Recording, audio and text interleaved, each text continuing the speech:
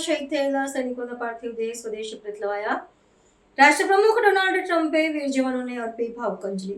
United states of અમેરિકાના રાષ્ટ્રપ્રમુખ Donald ટ્રમ્પે મધ્યપૂર્વના સંઘર્ષમાં પોતાનો જીવ ગુમાવનારા સૈનિકોના સન્માનમાં આયોજિત ગૌરવપૂર્ણ સમારોહમાં હાજરી આપી હતી. વિમાન મથક પર સૈનિકોના પાર્થિવ દેહ પરત ફર્યા ત્યારે વાતાવરણ અત્યંત ગમગીન જણાયું હતું.